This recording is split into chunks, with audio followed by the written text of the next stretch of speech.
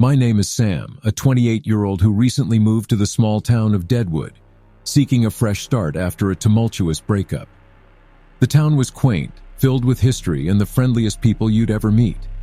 The most significant place was the old restaurant, the Whispering Willow, which had been there since the 1800s and was the heart of the town. It was a charming establishment with peeling wallpaper, creaky wooden floors, and a smell of history that lingered in the air. There was something about it that drew me, and I eventually found myself working the night shift there. It was a slow Tuesday night, the clock ticking over to midnight. The last of the patrons had long since trickled out, leaving only the occasional sound of the old structure settling and the gentle whisper of the nighttime wind. I was left alone to close up. I started cleaning the counters and putting away the chairs, the soft hum of the radio in the background my only company. As I was washing the dishes, I heard a faint, barely audible giggle coming from the dining area. I paused, thinking I'd imagined it. But then it came again, followed by the sound of tiny footfalls. Curiosity piqued, I dried my hands and walked back into the dining area, looking around the dimly lit room. "Hello?" I called out, my voice echoing slightly. Nothing. I was about to return to the kitchen when I saw a quick movement from the corner of my eye. I spun around just in time to see a small figure disappear around a corner. A child, in the restaurant this late at night. I ran after it, turning the corner only to find an empty hallway.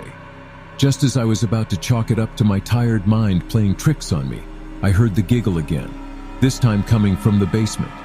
The basement was where we kept the extra supplies and the old records. I hesitated, the laughter echoing in my ears. It didn't sound right. It was too hollow. Too cold for a child's laughter. Pushing my fear aside, I made my way down the old, creaky wooden steps. The single bulb overhead flickered ominously, casting long, dancing shadows on the walls. As I descended, the temperature seemed to drop and a chill ran down my spine. The laughter was louder now, bouncing off the cold stone walls of the basement.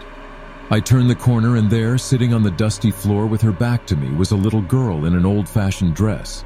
"Hey, are you lost?" I tried to keep my voice steady. No response. I took a step closer, and that's when I saw it. Her reflection wasn't in the old mirror leaning against the wall. I froze, my heart pounding in my chest. I moved to step back, but my foot hit a box and old papers spilled out.